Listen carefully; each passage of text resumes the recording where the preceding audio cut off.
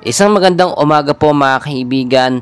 Latest weather update po tayo ngayong araw po ng Martes, March 12, 2024. Pero bago po tayo magpatuloy, pa-like and subscribe naman po and always po pa-hit ng notification bell para notify kayo sa ating daily latest weather update. So narito na po ang hypnosis natin galing na rin po sa Pag-asa. Mga kaibigan, hanging amihan or northeast monsoon pa rin po ang nakakaapekto sa ilang bahagi po yan ng Northern Luzon. Meron din po tayong mainit na hangin galing sa Pasipiko or etong easterlies na siya naman po nakakaapekto sa ilang bahagi po ng ating bansa. Mga kaibigan, as of na wala pa naman pong bagyong nakapasok sa loob ng Philippine Area of Responsibility.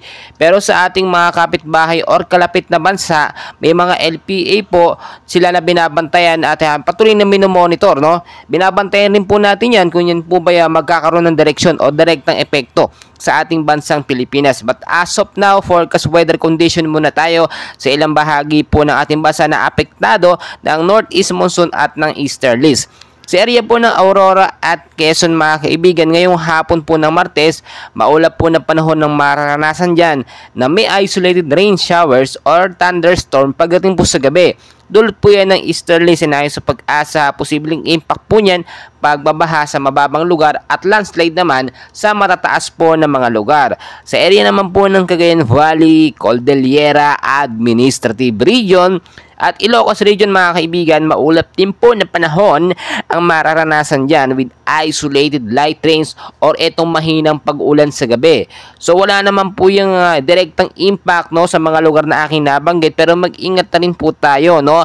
Magdala ng payong jacket kapote, panlaban po sa biglaang pag-uulan. Dito naman mga kaibigan, sa area po ng Metro Manila at ilang bahagi po ng ating bansa, maulap po na panahon ng mararanasan dyan sa hapon with isolated rain showers or thunderstorm naman po sa gabi. Dulot po yan ng easterlies at pinagsamang localized thunderstorm. Posibleng impact po niyan pagbabaha kung sakaling magkaroon ng malakas na pag-uulan at patuloy sa gabi. No? Kaya din sa mga landslide prone area, mag-ingat po kayo. Umiwas kayo dyan kapag alam nyo may malakas na pag-uulan.